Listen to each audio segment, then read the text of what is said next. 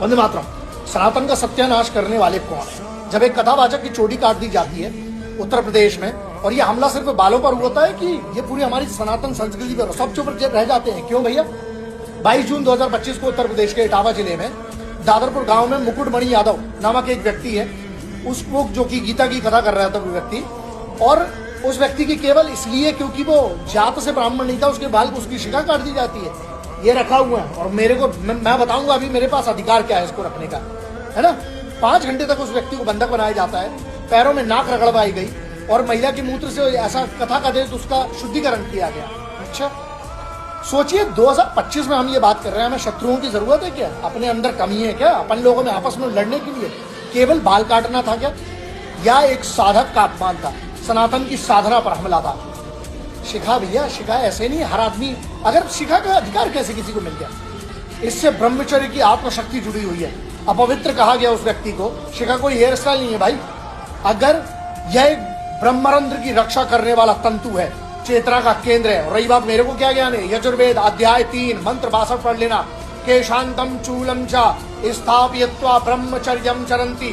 शिखा रख कर ही ब्रह्मचर्य का आरंभ होता है। ऐसे ही नहीं रखा हुआ, 10 साल का था तब से पढ़ रहा हूँ। ये शांडिल्य उपनिषद पढ़ लेना, अध्याय 1 खंड 1 श्लोक 5 कहता है, शिखया ब्रह्मारंध्रम आच्छाद्य ब्रह्मचारी समाहिता। साधक शिखा के ब्रह्मरंध्र को ढककर एकाग्र होता है। तैत्रीय उपनिषद में लिखा हुआ है, क्या लिखा हुआ है?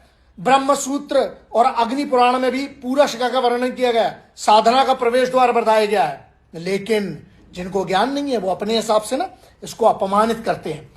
क्या सिर्फ चोटी? अच्छा एक बात बताओ, क्या सिर्फ ब्राह्मण को अधिकार है या किसी व्यक्ति को? नहीं, कोई भी रख सकता है शिखा। एक बात बताइए, वाल्मीकि ने रामायण लिखी, जो वेदव्यास थे उनने महाभारत लिखी, क्या उनसे किसी ने जात पूछी?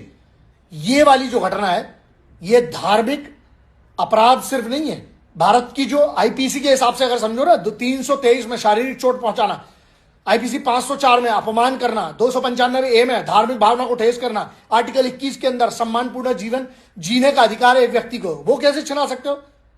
ऐसा है, कानून को भी बोलना पड़ेगा, भारत के युवाओं को भी बोलना पड़ेगा।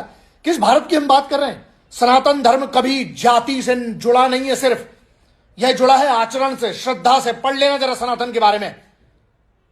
जो राष्ट्र की सेवा करे, जो धर्म की रक्षा करे, वही सबसे ऊंचा है, वही सबसे पूज्य है। यही मेरा धर्म कहता है, यही सनातन कहता है। अब समय है भारत तोड़ने वालों से नहीं, आपको जोड़ने वालों से जुड़ना पड़ेगा। शिखायाम तिष्ठ देवी विद्याम देही सौम्यताम